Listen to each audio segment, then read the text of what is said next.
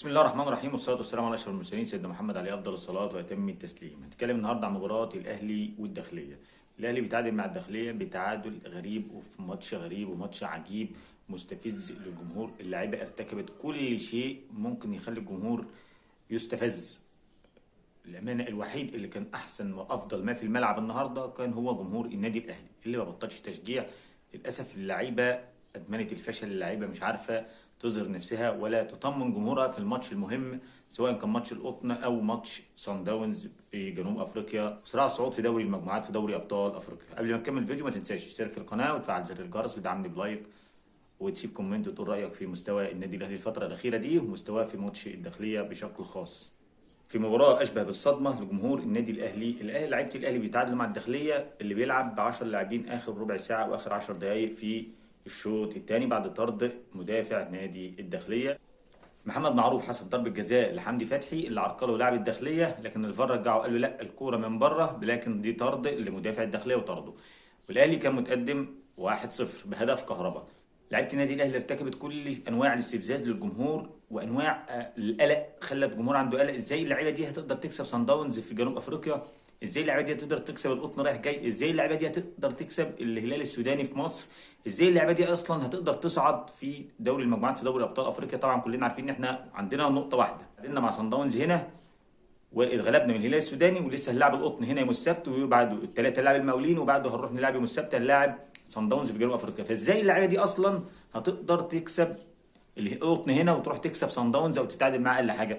فالماتش ده كان بالنسبه لجمهور النادي الاهلي نوع من انواع الصدمه، اللعيبه استفزت الجمهور بشكل غريب وعجيب.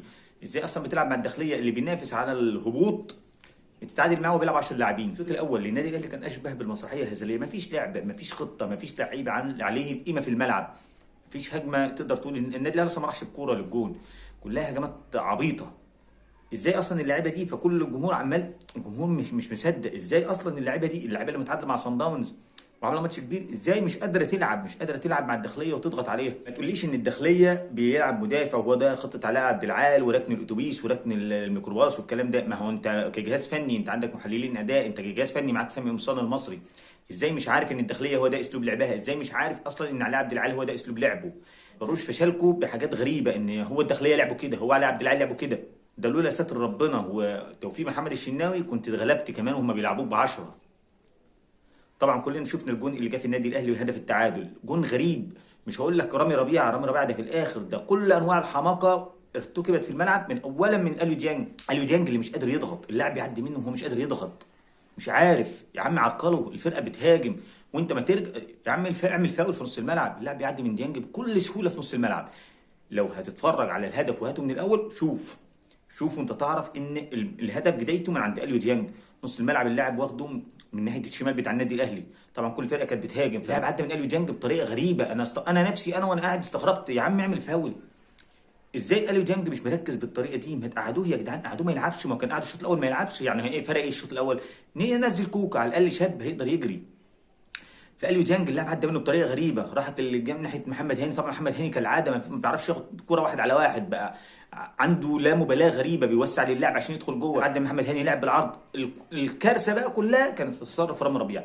ازاي انت مدافع دولي، ازاي انت مدافع في النادي الاهلي اعظم نادي في افريقيا واكبر نادي في افريقيا واكبر انديه الشرق الاوسط، النادي العالمي اللي بيلعب كاس عالم الانديه، النادي العالمي اللي لعب مع بايرن ميونخ ولعب مع ريال مدريد، لعب مع الانديه العالميه دي، ازاي المهاجم بيلف بيك؟ ازاي انت مدافع في النادي الاهلي المهاجم بيلف بيك بالطريقه دي؟ فكان طريقه غريبه لف بيه بطريقه غريبه واحرز منه هدف.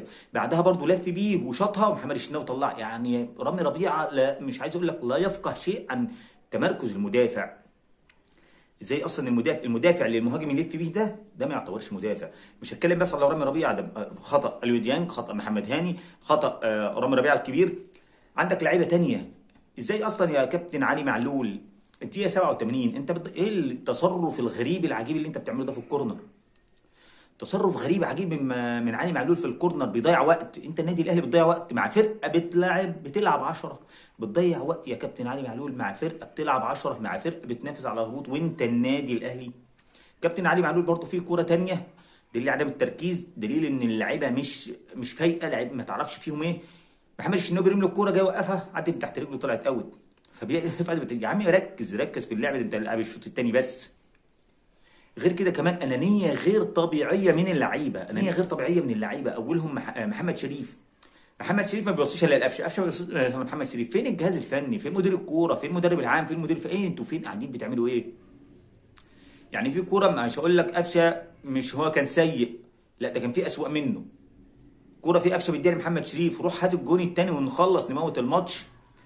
قصادك احمد قندوسي ما رضيش يوصيله وشاطها في جون اتردد. نفس الكلام محمد مجدي قفشه، الكوره رجعت له من ناحيه اليمين وهو على ال 18 قدامه خيارات كتير، لكن اختار الخيار اللي كله انانيه انه هيشوط في الجون. عندك كذا واحد فاتح لك على اليمين على الشمال وعلى اليمين، ما تباص يا عم لزمايلك تجيب الجون الثاني وخلص الماتش. لا مصر برضو نفس الكلام، وشاطها وارتدت هجمه على النادي الاهلي. كوره نفس الكلام وكله شاف الصوره، الكوره اللي كان فيها جدل كبير على انها ضربه جزاء ما فيهاش حاجه اصلا يا كابتن محمد شريف. محمد شريف بيزق رامي ربيعه، الكوره عرضيه او ضربه كانت ضربه حره تقريبا للنادي الاهلي، فرامي ربيعه داخل يلعب الكوره، فمحمد شريف زقه عشان يلعبها هو. يا عم سيبه يجيب جون وبعدين يبقى يا عم هنحسبها لك انت. فلعيبه غريبه، لعيبه ارتكبت كل انواع الاستفزاز للجمهور. الجمهور ما بطلش تشجيع، الجمهور يشجعكم بعد تعادلكم مع صن داونز. بقى ده مش شكل فرقه، ده مش شكل ولا منظر فرقه هتروح تكسب صن داونز في جنوب افريقيا اللي هتلعبوها الساعه 3 العصر. انتوا هتلعبوا الفرقه دي الساعه 3 العصر، هتلعبوا صن داونز الساعه 3 العصر. ما عندكوش حجه. بنسبه كبيره ان شاء الله ممكن مجلس الاداره يحاول ياجل ماتش المقاولين اللي هو يبقى بين ماتش القطن وماتش صن داونز، تروحوا ترتاحوا لما نشوف ماتش القطن الجاي يوم السبت هتعملوا ايه. ماتش يوم السبت الساعه 6 هنشوف هتعملوا ايه. للاسف الماتش هيبقى في استاد السلام برضه، الاداره مش عارفه تنقل استاد السلام ده اللي استاد وشه وشكله نحس على النادي الاهلي. هي ايه اللعيبه دي؟ ما تفوق يا عم انت وهو، فوق شويه، فوق شويه يا عم. ده مش لعب، ده مش منظر بتعملوه.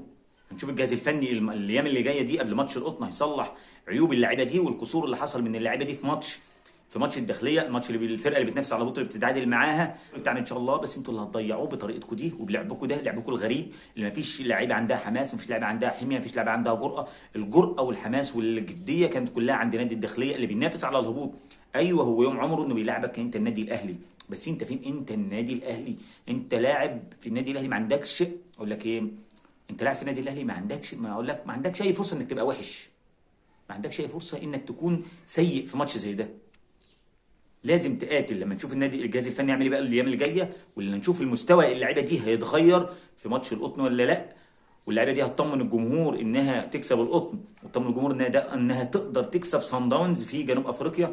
لانك لو ما كسبتش القطن هنا وما كسبتش صن داونز في جنوب افريقيا انسى الصعود. هتلاعب القطن كمان في الكاميرون. الثلاث ماتشات اللي جايين دول هم عنق الزجاجه للنادي الاهلي، اولهم ماتش القطن بعدهم ماتش صن داونز في جنوب افريقيا. لو كسبت القطن وكسبت صن داونز ان شاء الله تروح تموت نفسك وتكسب القطن في الكاميرون وتفنش مع الهلال السوداني هنا في القاهره، وان شاء الله تقدر تصعد. هنشوف النادي الاهلي واللاعيبه هتعمل ايه الماتشات اللي جايه، وكل التوفيق للنادي الاهلي. وعاش الاهلي وعاشت جماهيره، والسلام عليكم ورحمه الله وبركاته.